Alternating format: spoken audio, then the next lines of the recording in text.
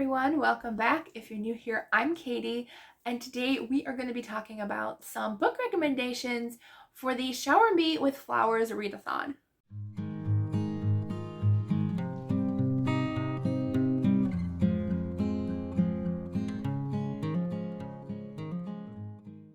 If you missed the announcement down below, if you missed it, I will put the video down below so you can check it out. So this is going to be a few recommendations for each of these prompts depending on how many I could find. So yeah, let's just go ahead and get started. So for the first prompt, that was from Susie Finkbeiner. She said, if you didn't know, I asked 10 authors their favorite flowers, looked up the definition of those, so flowers, and I took a prompt from each of those definitions. So Susie Finkbeiner said she liked magnolias, and the meaning is nobility or love of nature. So the prompt for this is a character who is royalty. So I have a few options. I actually have thought of one more. Actually, a few more. So quite a few different options we have. So Rachel Hauck definitely has a couple. To Love a Prince, which is the True Blue Royal series. I have the other one somewhere. Just not sure where it is right now, but the series 100% has royalty in it. This series by Rachel Hauck, the Royal Wedding series, Royal Wedding. See what I did there? It's royal. So that would work. Almost anything by Melanie Dickerson. So this is Lady of Disguise. There's got to be Prince or something in here. I don't know. There might. No, there's a Sir. That's part of royalty. He's knighted. We'll count that. So yeah, there's knights and royalty in most, if not all, of her books. So definitely Melanie Dickerson. And then we have, of course, one of my favorites, In Search of a Prince by Toni Shiloh. If you haven't read this, where have you been?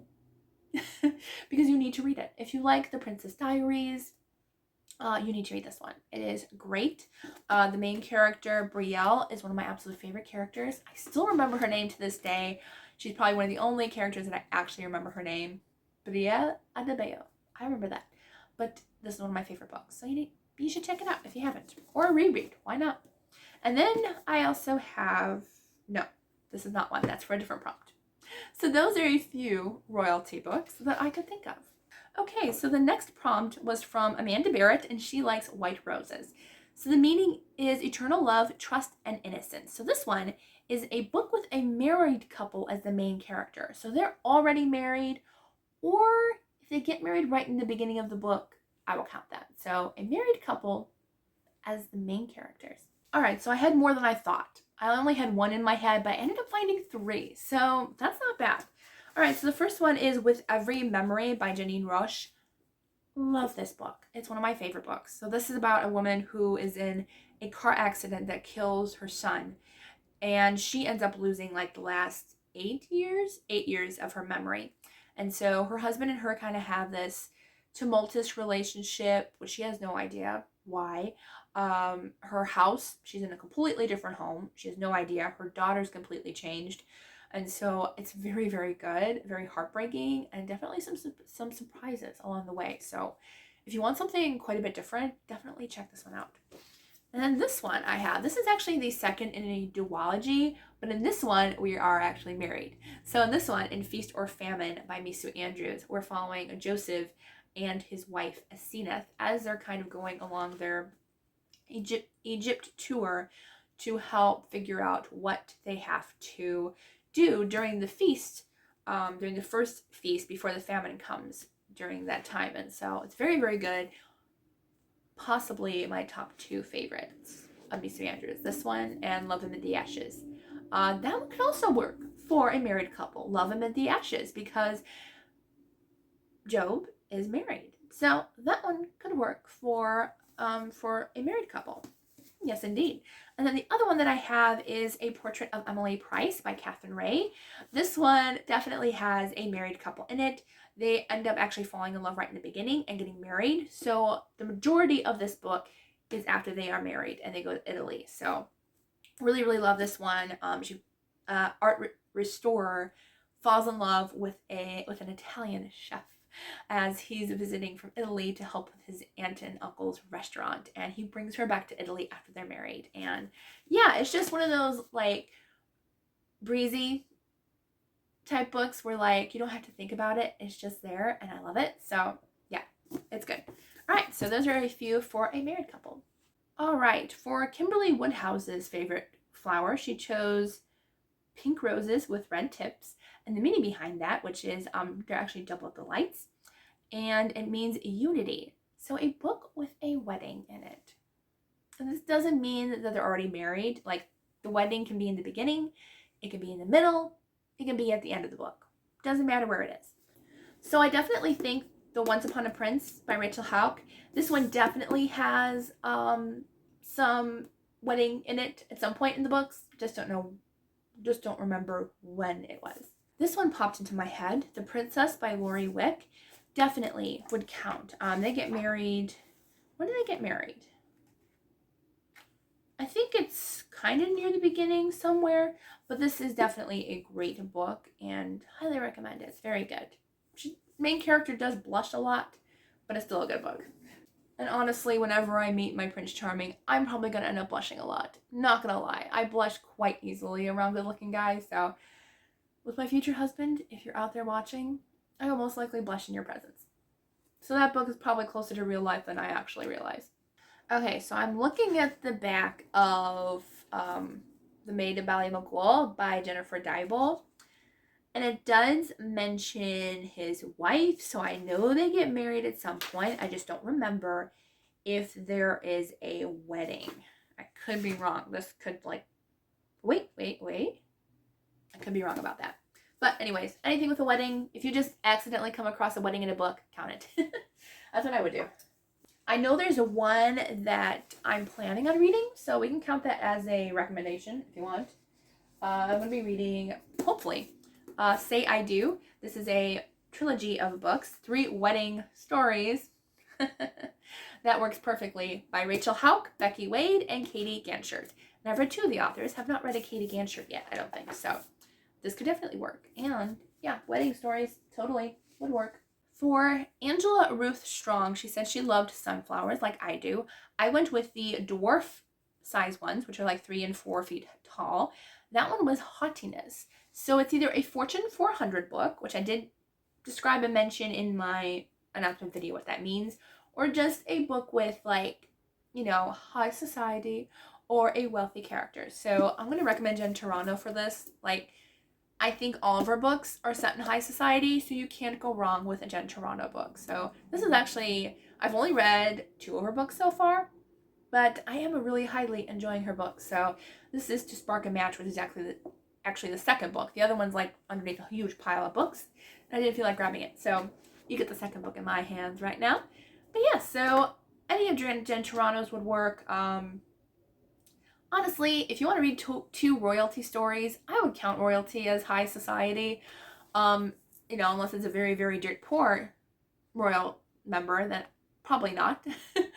But that could work. I think some of Deanne Gist's romance books are set in like that era of like high society, so those could work.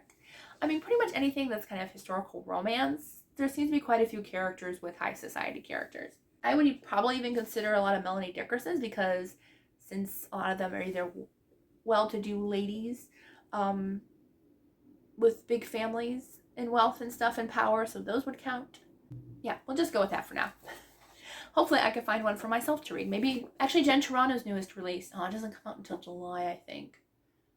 Yeah, I'm probably not going to get it in time for this readathon, so no, probably not. Okay, Jocelyn Green has hydrangea as her favorite flower. And the meaning is, which I took this meaning, frigidity and heartlessness. So a character who is heartless, a villainous character, it can be just anything. Definitely The Maid of Ballymacwool. There's definitely a villain in this one. So that would count. And Feast or Famine has one of the best villains ever. Her father, Asenath's father in that book. Definitely one of the best villains ever. I even mentioned it when I met her. I was like, because I answered a question. They asked who your favorite villain was, and I mentioned that one. She was pretty excited about that. Let's see, a villainous character. Or even honestly just, did I say heartless? Yeah, frigidity or heartlessness. I did say this could also count for enemies to lovers romances, because usually the enemy part of it is usually the character's frigid or heartless, you know, kind of warm up to the main love interest. So anything like that could work. Even honestly, a portrait of Emily Price that I mentioned, the mother-in-law is quite frigid. Quite. Yes, she could. Although honestly, all Italian mother-in-laws can kind of be that way. A little bit. She kind of reminded me of my grandmother. Yeah, so. But my grandmother did love like her, but she definitely had her moments. Had her moments of, yeah, sarcasm, I would say. She wasn't really frigid, but that character is frigid. Let's see. What else?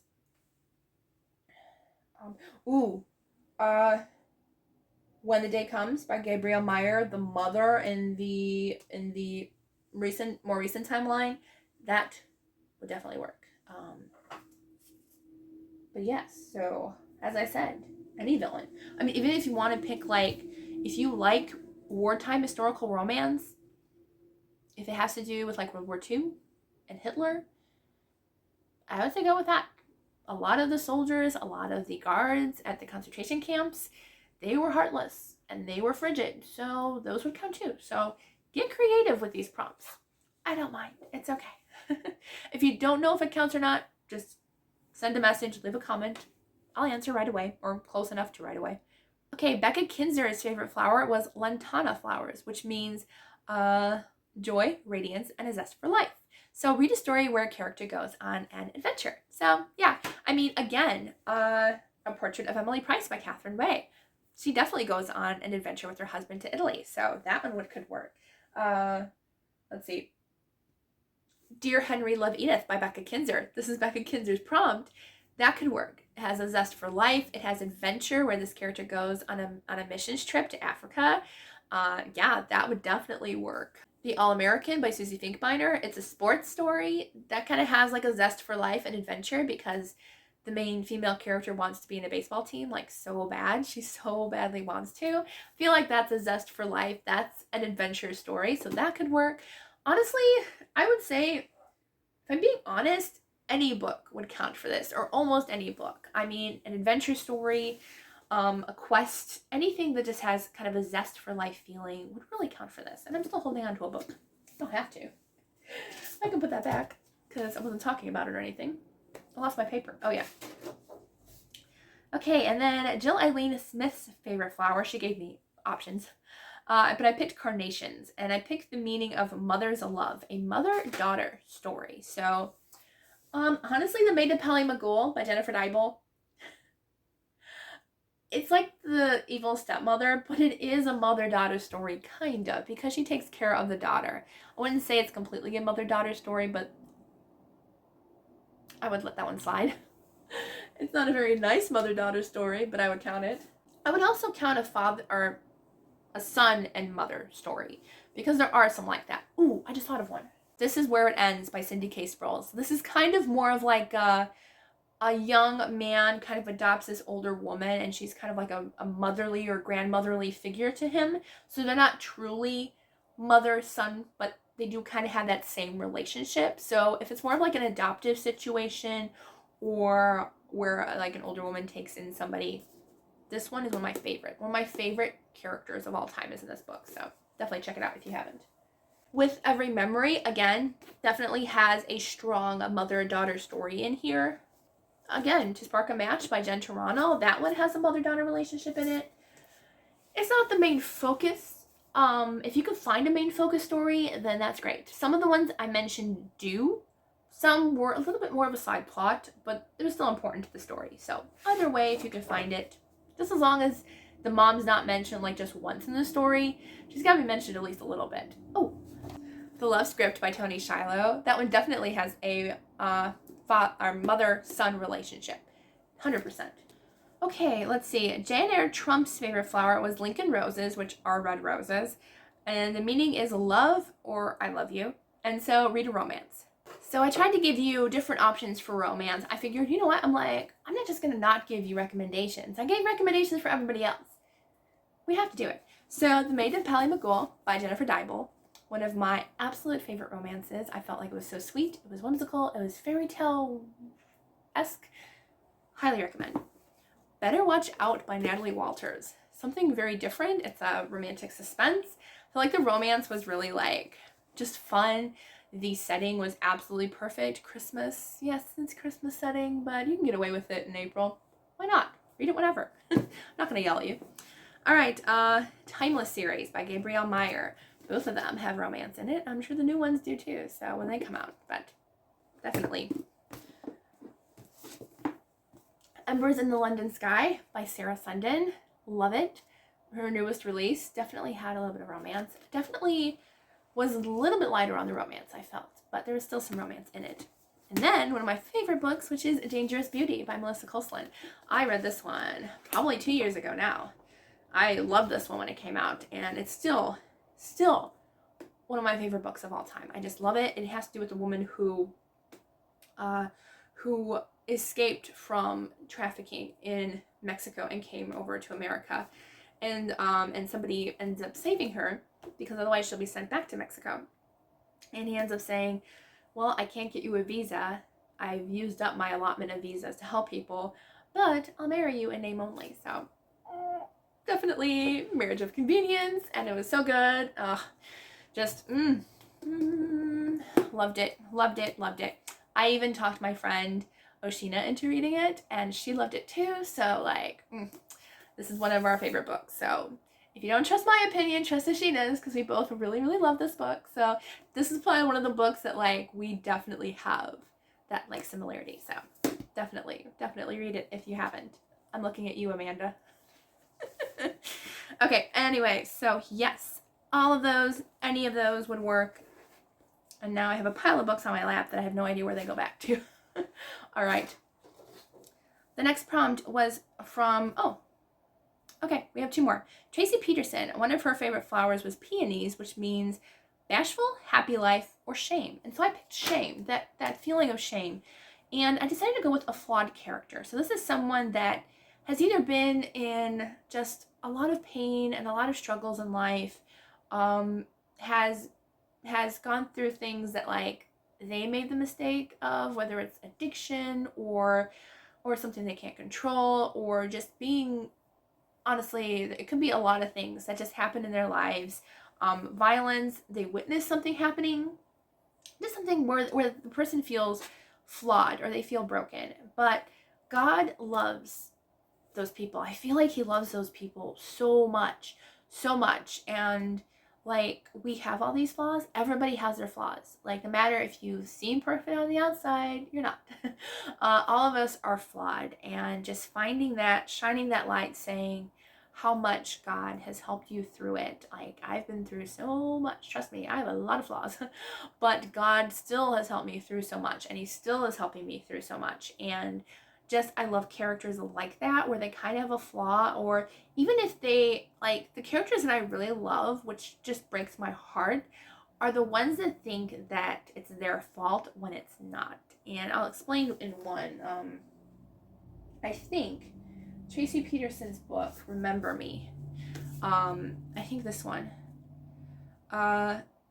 named Addie, and she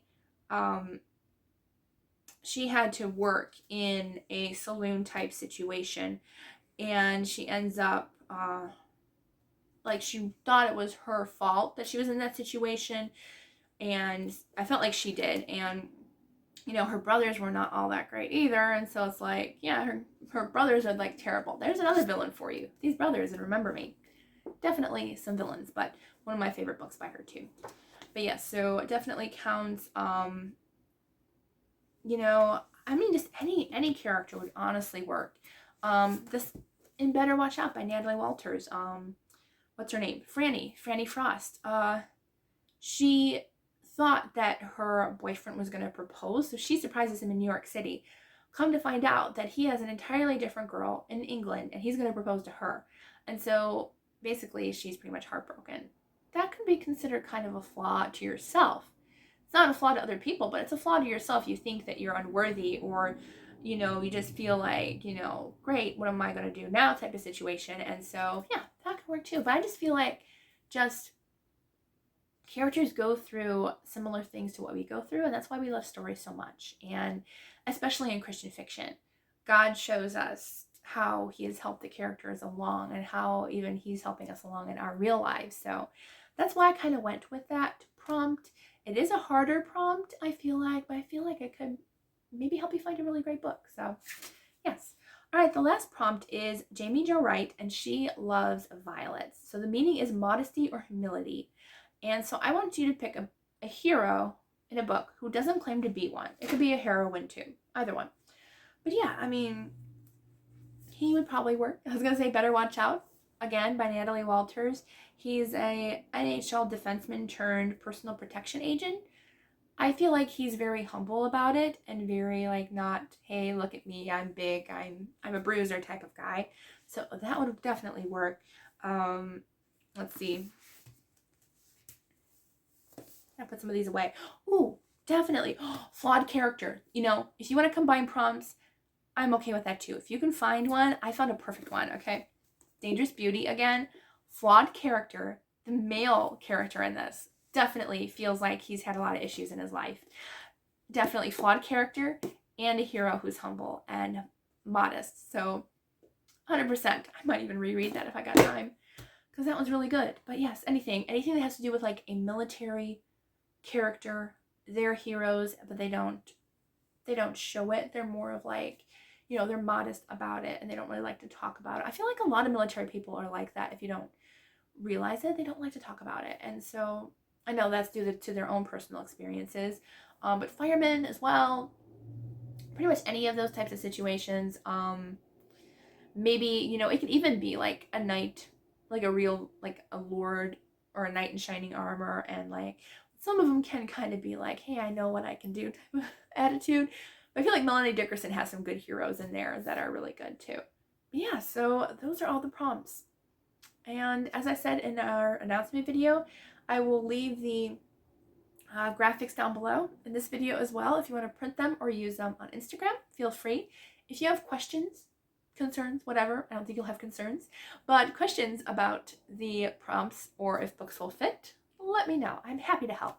And I hope you all have fun in this readathon. I love doing this readathon, so yeah, it's gonna be lots of fun. And I was gonna say, the buddy read is probably already announced, so it'll be in the community tab, letting you know what it is, and I'll also put it in my TBR. I just don't know right now because I'm filming this early. All right, so I hope you all have a wonderful day, and I'll see you all in the next video.